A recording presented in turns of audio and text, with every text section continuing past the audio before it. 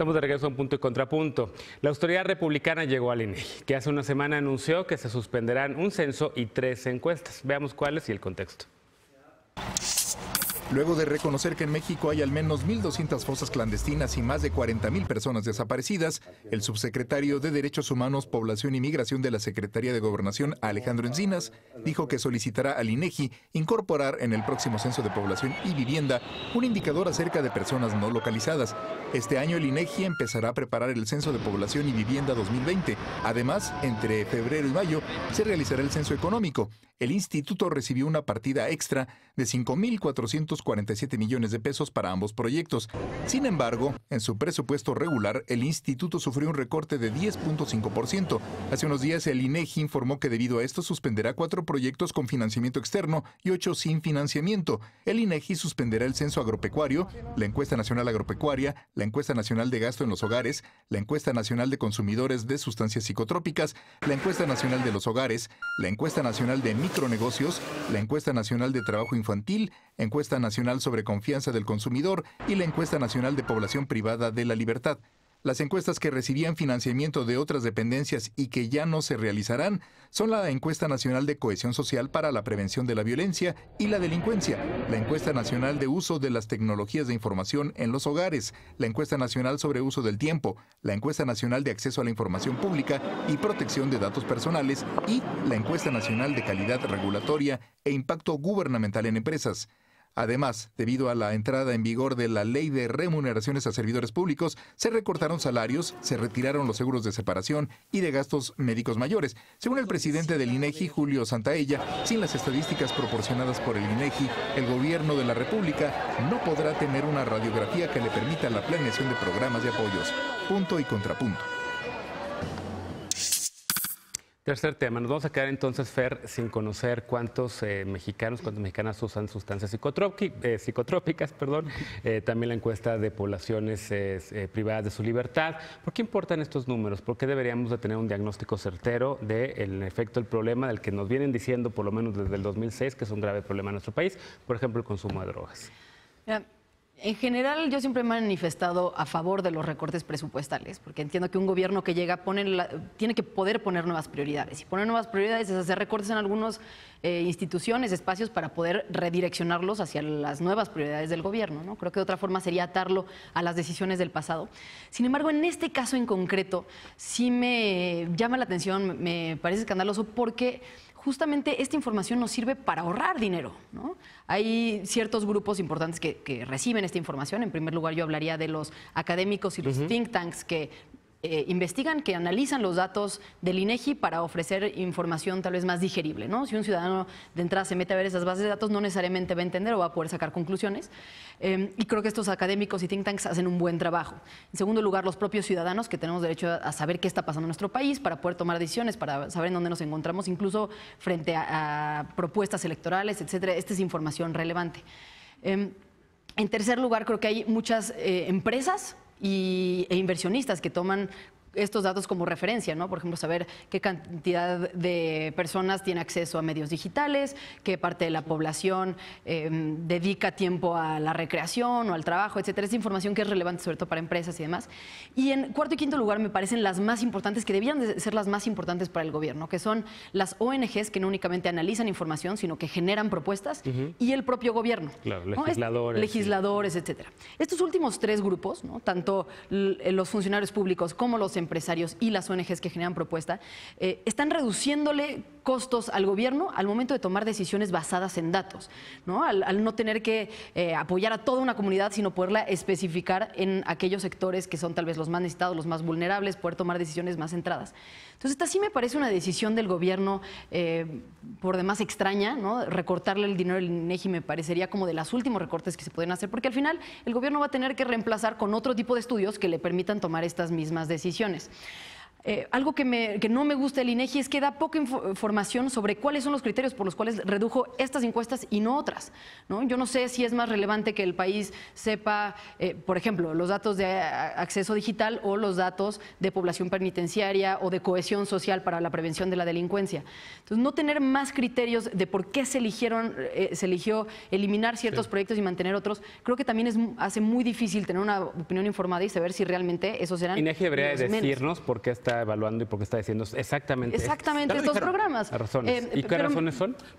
Dice que el recorte de 500 millones de pesos, o sea, ellos justo habían calculado su presupuesto y se sentaron con Hacienda, y lo que por lo menos dice el titular la semana pasada, el viernes, me parece, en una entrevista con Javier Risco y Gabriela Barkentin en radio, es que vienen los censos grandes el próximo año.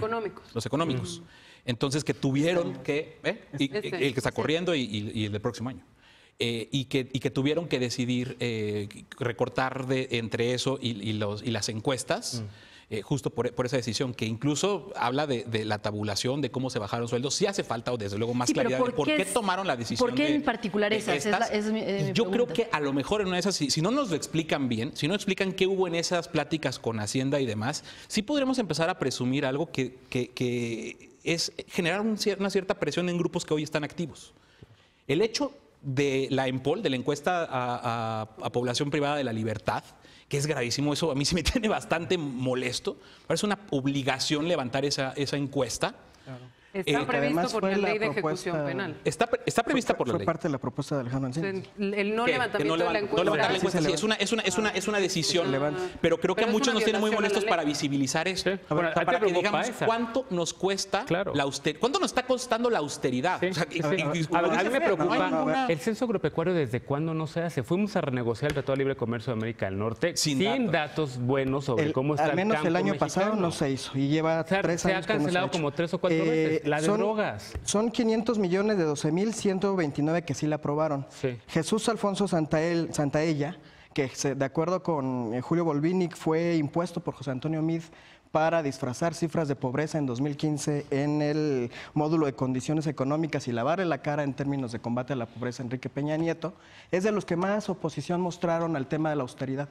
Es de las pocas instituciones que no ha hecho un plan serio de cómo va a haber austeridad para eficientar los gastos dentro del instituto y los privilegios que tienen como funcionarios. Y en ese sentido, al no explicar por qué estos y por qué no otras cosas se están recortando, en realidad le está hablando a 2 sectores. En el agropecuario, que casualmente es el que nos en la Cámara de Diputados llegó a cercar por el asunto de que ya no se les está etiquetando lana, les está diciendo que no se va a hacer este censo agropecuario, y 2 días después de que las familiares de las víctimas presentaron esta propuesta que esperemos y que ya hemos hecho voz porque sí se retome en gobierno federal, habla también de este censo de personas privadas de la libertad que también se va a quitar. O sea, él está hablando a sectores poblacionales para que levanten la voz, para que le asignen más presupuesto. Están movilizados. Es un chantaje. Pero sí se hicieron recortes en el INEGI. Se hicieron recortes en los salarios, pero son recortes. O sea, digamos, sí se hicieron recortes internos. No se está explicando. Desde los directivos hasta abajo. No, lo que no se está explicando es por qué esas encuestas y no otras.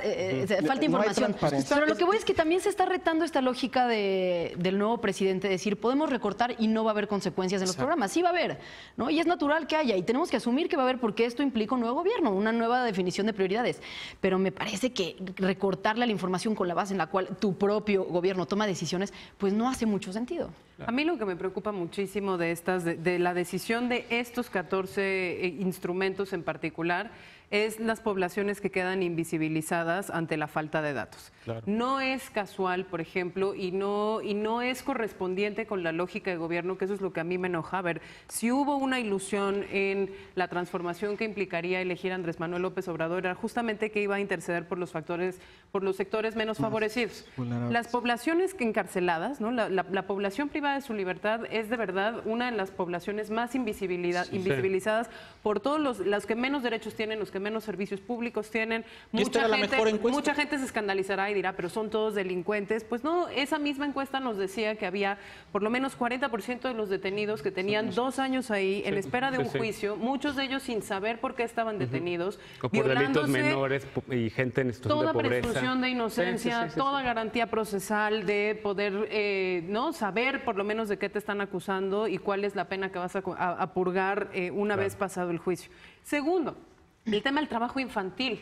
¿No? Si estábamos hablando en los sectores más vulnerables, cancelar el ejercicio de cuántos niños trabajan hoy en día en este país, en qué condiciones, en qué industrias, en qué tal, te permite, como decía Fer, pues por lo menos tomar decisiones un poco más informadas que pudieran fortalecer, por ejemplo, el proyecto de Jóvenes Construyendo Futuro. La misma encuesta de drogas, decía Genaro, y ese es el tema en el que yo he trabajado muchísimo tiempo. Llevamos 5 encuestas nacionales de consumo de sustancias psicotrópicas que nunca han sido metodológicamente comparables en el tiempo. Se hizo un esfuerzo enorme durante el sexenio pasado, calladitos para no incomodar a nadie, donde el INEGI armó una nueva batería de indicadores de toda la política pública en materia de drogas, una metodología que se iba a seguir para saber realmente cuál es la cifra real de consumo de drogas en este país, y ese es el primer ejercicio que se cancela. ¿Tiene implicaciones? Sí, porque a lo mejor para el INEGI no iba a ser el mayor de sus presupuestos, pero el CENADIC, el Centro Nacional de Atención y Prevención de las Adicciones, pierde cuando levanta una ENA, cuando levanta una ENCODAT, pierde 1/3 de su presupuesto anual en el solo levantamiento de esas encuestas que además no le sirve nunca a nadie. Entonces, sí hay una pérdida de información importante, no es casual el tipo de información que se invisibiliza, no es además gratuita la relación nociva que va a tener con ciertas decisiones de política pública que se están queriendo tomar en el legislativo. Mientras vamos a aumentar la posibilidad de prisión preventiva oficiosa, al mismo tiempo vamos a invisibilizar quién está en la cárcel, ¿no? Entonces hay ahí unas asociaciones, la verdad, muy perversas que en materia de seguridad y justicia, la verdad, sí dejan mucho que desear de un gobierno de izquierda. 30 segundos. Sí, porque Porque nos tenemos que ir. Y ojo, porque si hablamos un poco de por qué está así, por qué no, y que si el personaje, que si Santaella es persona de miedo, no, ahorita no importa ya. No se importa. Porque, no, espérame, es que ¿cuáles entonces son más importantes que otras? Creo que Fer lo dice muy bien. Si no nos dejan a quienes estudiamos los temas de seguridad y justicia, o de niñez, o de drogas y demás, sin nuestros datos, Claro. va a ser a otras poblaciones. O sea, creo que sirve para visibilizar que cualquier labor, cualquier encuesta que levante el INEGI es relevante, no es unas y otras. Y qué bueno, porque ahorita son más, digo, qué malo, porque nos dejan desde luego sin datos, y como dijimos en un comunicado, en un desplegado recientemente, sin datos no hay derechos, Sí. pero por lo menos estamos nosotros tratando de revertir esto en los temas que desde luego nos preocupan, que son nuestro objeto de estudio, pero es gravísimo. En plena Y que era eso de la no Guardia Nacional de la significa prisión no estar a preventiva favor oficiosa. el recorte en gasto suntuario, ¿no? Porque no es... Ya, no ya puede nos pasar pasamos un otra vez del pleito tiempo, político. pero les prometo que recuperamos este tema de los datos próximamente en una mesa de lunes o miércoles con ustedes también. Con mezcal. Es un Con chantaje mezcales. solamente. Vamos a una pausa, Fuera del regresamos aire. con la paparrucha del día.